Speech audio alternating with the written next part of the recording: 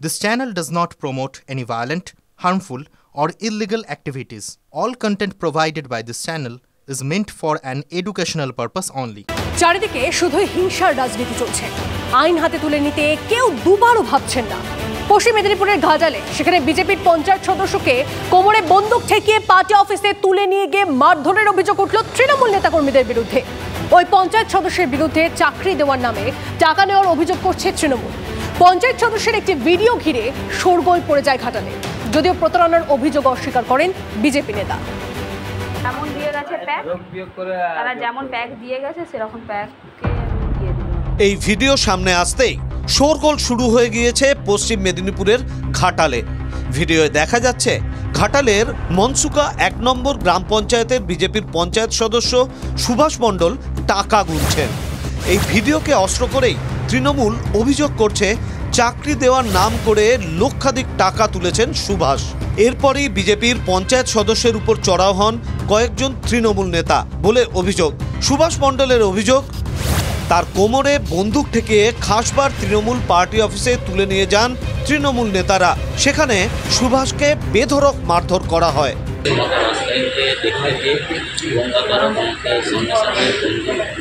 কোমরে ঠেকিয়ে দাঁড়িয়ে করে চোখ বন্ধ করে নিয়ে একটা খাসবার বলে একটা পার্টি অফিস আছে, কাদের পার্টি অফিস? তৃণমূলের পার্টি অফিস। চাকরির নামে প্রতারণা করেছেন এই মর্মে লেখা কাগজে জোর করে সই করিয়ে নেওয়া হয়। সেই সময় মোবাইলে ছবিও তুলে রাখেন তৃণমূল নেতারা। আমাকে বলে যে একটা কাগজে সই করে দিতে হবে, তুই ১,৩০,০০০ টাকা নিয়েছিস, ঠিক আছে। আমি তার যে চাকরি দিয়ে নাম করে দেহ একটা দেহ প্রলোভন দেখিয়ে যে তোকে এটা সই করে দিতে হবে। সই করে দেওয়ার পরে লাস্টে আমাকে আবার ভিডিও করে নেয়। যদিও মারধরের অভিযোগ অস্বীকার করেন স্থানীয় তৃণমূল নেতৃত্ব। ভাইরাল ভিডিওকে হাতিয়ার করে পাল্টা বিজেপির পঞ্চায়েত সদস্যের বিরুদ্ধে সরব হন তারা। ভিডিও এসেছে, ছবি এসেছে, চাকরি দেওয়ার নাম করে টাকা তুলছেন, টাকা দিয়েছে তারা চাকরি পাচ্ছেনি। আমাদের দলের নেতৃত্ব শরণাপন্ন হয়েছে। তারা জাস্ট জিজ্ঞাসা করেছিল নাকি যে এই টাকা পয়সাগুলো কবে ফেরত দেওয়া হবে। বিজেপির পঞ্চায়েত প্রতিনিধি মাননীয় সুভাষ মণ্ডল মহাশয় আমার কাছ থেকে বিগত ২ বছর আগে বিভিন্ন প্রলোভনে বা চাকরি দেওয়ার নাম করে ১,৬০,০০০ টাকা নিয়েছিল। দলের নেতাকে মারধরের ঘটনায় তৃণমূলকে পাল্টা আক্রমণ বিজেপি বিধায়কের। তৃণমূলের বেশিরভাগ নেতা চুরির দায়ে জেল খাটছে, কেউ শিক্ষা চুরি করেছে, কেউ আবার জনগণের টাকা চুরি করেছে। তো সেই জায়গায় তৃণমূলকে বলবো, আগে নিজের দলের বিচার বিশ্লেষণ করুন, নিজের নেতাদের আইনিভাবে যোগ্য শাস্তির ব্যবস্থা করুন, তারপর বিজেপির দিকে আঙুল তুলবে। পঞ্চায়েত সদস্যের পরিবারের দাবি, সুভাষকে জখম অবস্থায় রাস্তা থেকে উদ্ধার করা হয়। এখন ঘাটাল মহকুমা হাসপাতালে তার চিকিৎসা চলছে। দুপক্ষই থানায় অভিযোগ দায়ের করেছেন। বিজেপি নেতৃত্বের প্রশ্ন, কেউ অন্যায় করলে তার বিচারের জন্য আইন আছে। সেই পথে না গিয়ে কেন আইন হাতে তুলে নেবেন শাসক দলের নেতারা? ঘাটাল থেকে অসীম বেরার রিপোর্ট, TV9 বাংলা। এবার চলুন কুলপির দিকে নজর রাখা যাক, কারণ সেখানে আবার তৃণমূলের গোষ্ঠীদ্বন্দ্ব প্রকাশ্যে। তৃণমূল ব্লক সভাপতিকে খুনের চেষ্টার অভিযোগ উঠল কাদের বিরুদ্ধে জানেন? দলেরই কর্মীদের একাংশের বিরুদ্ধে। তা আবার বিডিও অফিসের মধ্যেই হামলার অভিযোগ ওঠে। ঘটনায় 2 জনকে আটক করেছে পুলিশ।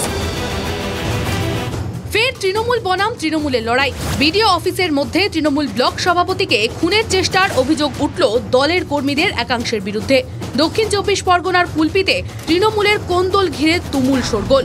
বৃহস্পতিবার বিডিও অফিসে পঞ্চায়েত সমিতির স্থায়ী কমিটির বৈঠক ছিল। বৈঠকের পর ঘরে চলে যান পঞ্চায়েত সমিতির শিক্ষা কর্মাধ্যক্ষ সুপ্রিয় হালদার। সুপ্রিয় হালদারের ওপর হামলার চেষ্টার অভিযোগ ওঠে। অভিযোগ, জেলা পরিষদ সদস্য তৃণমূল নেতা জামাল আহমেদ খানের ঘনিষ্ঠদের বিরুদ্ধে। ওই সময় বিধায়ক থাকলেও তিনি কোনো গুরুত্ব দেননি বলে অভিযোগ সুপ্রিয়র। নিরাপত্তা কর্মীদের চেষ্টায় কোনো মতে প্রাণে বাঁচেন দাবি সুপ্রিয়র। আমার মাননীয় বিধায়ক সাহেবকে আমি এটা ফোনে জানিয়েছি। আমি বললাম যে রাজনীতিতে এরকম কোনোদিন কুলপিতে ছিল না, এটা হঠাৎ করে আমার প্রাণে মারার চক্রান্ত হচ্ছে কেন? তখন উনি আমাকে একটাই কথা উত্তর দিয়েছেন, আমি এসব বিষয়ে কিছু জানি না, কিছু বলতে পারবো না। যদিও সুপ্রিয় হালদারের তোলা সব অভিযোগ অস্বীকার করেন জামাল আহমেদ খান। রামনগর গাজীপুর গ্রাম পঞ্চায়েতের বিরোধী দলেদের একটা 2.5 লক্ষ টাকা দিয়েছে আর আমাদের সদস্যদের 1 লক্ষ টাকা দিয়েছে। ওদের বক্তব্য যে আমরা সভাপতিকে জানাতে গিয়েছি ওখানটা, এটা কি করে হয় তুমি দেখবে, এই বলে আমরা গিয়েছি। যাওয়ার পরে ওখানে থেকে ওই নাটকটা আরম্ভ করে দিয়েছে, এই আমার মারতে এসছি, এ করতে এসছি। আমার ঘরে ছিলাম, আমার ঘরে দরজা বন্ধ ছিল। দরজা বন্ধ থাকলে বাইরের কোনো আওয়াজ ভেতরে ঢোকে কম। বিডিও অফিসে কেউ ফোন করতে যায়, এরকম হয় তো সিসিটিভি লাগানো আছে, আপনি দেখে নিয়ে ব্যবস্থা নিন। অভিযোগ পেয়ে পুলিশ বিডিও অফিসের সিসিটিভির ফুটেজ খতিয়ে দেখছে। সুপ্রিয় হালদারের অভিযোগে স্বভাবতই অস্বস্তিতে তৃণমূল নেতৃত্ব। কুলপি থেকে শুভেন্দু হালদারের রিপোর্ট, TV9 বাংলা। এই মুহূর্তে আরো একটা খবর দিই আপনাদের। বিদ্যুতের দাবিতে গ্রামবাসীদের বিক্ষোভে পুলিশের গুলি। মালদার মানিকচকের ঘটনায় তোলপাড় রাজ্য, কিন্তু কেন গুলি চালিয়েছিল পুলিশ, কোথা থেকে গুলি চালানো হয়েছিল, এই সমস্ত প্রশ্নের উত্তর খুঁজতে গিয়ে এবার একটা বিস্ফোরক তথ্য সামনে এলো। তখন অগ্নিগর্ভ পরিস্থিতি মানিকচকের এই এনায়েতপুরে। জনতার সঙ্গে পুলিশের প্রায় খণ্ডযুদ্ধ চলছে। আর তখনই পুলিশের তাড়া খেয়ে পুলিশ কর্মীরা ছুটতে ছুটতে এই বাড়িতে এসেই আশ্রয় নেয়। কোনো ক্রমে তাদের মধ্যে তখন 1 থেকে 2 জন যথেষ্টই আহত, একজনের তো মাথায় গুরুতর আঘাত ছিল। তারপর তারা এখানে আশ্রয় নেওয়ার পরেই এই গেট বন্ধ করে দেওয়া হয়, লাগিয়ে দেওয়া হয় ভেতরের দরজাও, কিন্তু রেহাই নেই তাতেও। এক রাশ উত্তেজিত জনতা তখন শুরু করে দিয়েছে এই বাড়ি ভাঙচুর। শৌচাগার থেকে শুরু করে সামনের যাবতীয় যা যা কিছু আছে সবই ভাঙতে শুরু করে তারা। রীতিমতো তাণ্ডব চলে, এখনও পর্যন্ত তার চিহ্ন চারিদিকে ছড়িয়ে রয়েছে। ভাঙা মোটরসাইকেল থেকে শুরু করে আশেপাশে জানলা সমস্ত কিছুই ভাঙা। যা বক্তব্য এই পরিবারের, একসাথে 100-রও বেশি ইট পাথর ছুঁড়ে ছুঁড়ে মারে উত্তেজিত জনতা, চারদিকে ঘিরে নিয়েছে। এবং অভিযোগ যে কেউ কেউ তো আবার এই বাড়িতে আগুন জ্বালিয়ে দেওয়ার চেষ্টাটা পর্যন্ত শুরু করে দেয়, কেউ তো আবার নাকি পেট্রোল নিয়ে চলে আসে। এমনকি যখন পুলিশ কর্মীরা এই গ্রিলের সামনে এই বারান্দাতে এসে দাঁড়ান, তখন বাঁশ দিয়ে তাদেরকে খোঁচানোর জন্য এই বাঁশ দূর থেকে বড় বড় বাঁশ উপর থেকে ফেলা হয়, এবং সেই দিক দিয়ে সেখানকার যে আলমারি রয়েছে, শোকেস রয়েছে, সেগুলো পর্যন্ত বাঁশ দিয়ে ভেঙে ফেলা হয়।